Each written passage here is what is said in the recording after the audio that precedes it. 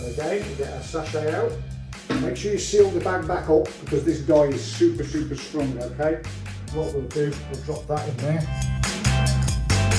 That's the colour of that one. That's amazing, isn't it? Super colours. And then we just tie this onto somewhere. Because what you don't want is that going down the flush.